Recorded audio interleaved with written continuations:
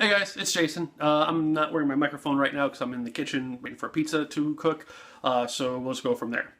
I want to do a present tense just because I haven't really done a real one in a while, and the PlayStation 4 Pro's official announcements and so forth, a lot of mixed emotions, not really a whole lot of great ones, and as someone who really wants one, um, I can understand where Sony was coming from and some of their decisions, but their ego and poor commitment and commentary that almost destroyed the PlayStation 3's early days, I feel is kind of creeping back in. But um, in their defense, I can understand why Sony chose not to have the physical media disc player in the system as far as 4K goes.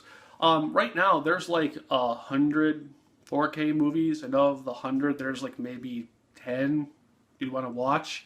And of those 10, maybe 3 are worth paying $30 for when you can wait 3 months and eventually just stream it. Um, with 4K not really taking off because it's just really confusing from a consumer standpoint, I can understand why Sony is skipping that and eventually focusing on just the eventual, hopeful streaming option of it. Now, Microsoft did and has gleefully taunted that they have a 4K physical disc player in the new mini Xbox One, but they also chose HD DVD a generation back, and we all know how that turned out. So either Sony is making the wrong move, or Microsoft once again is proving that they like to support media that won't be around in another month from releasing it. So that really doesn't bother me.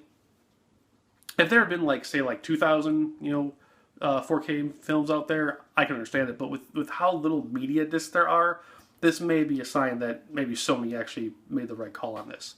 Now, the problem that stems is from the actual hardware specs, and while they're nowhere near the another PC thing, they're also not really near the Scorpio.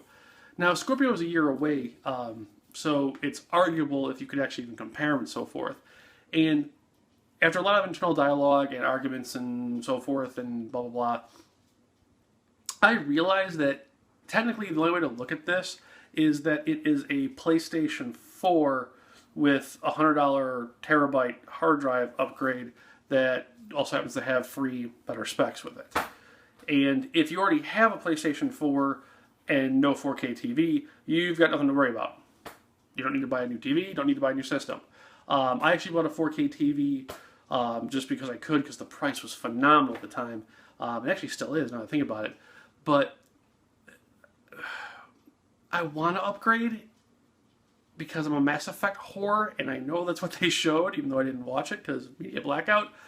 But I think I can wait. Like I don't need mine day one. In fact, I'll probably wait until Mass Effect actually hits sometimes next year, and then I'll get a 4K PlayStation 4, hopefully with a sale or a packing game or something. It's weird. Like I'm not really disappointed, and I'm not really happy. I'm kind of like, whatever.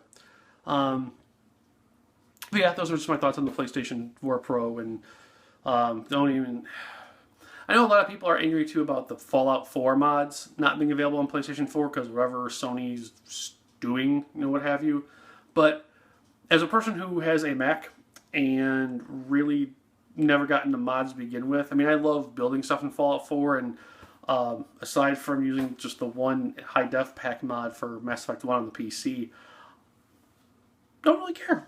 Mods have never. I mean, there are a lot of cool ones. I'm not denying that. There's a ton of cool ones, but I just don't need it. Doesn't mean nothing to me. But yeah, just a quick little present tense video. The pizza's gonna be done in about 3 seconds. So I will see you guys later. Have a great weekend. We'll return next week with pause mode, which will be for the Dreamcast.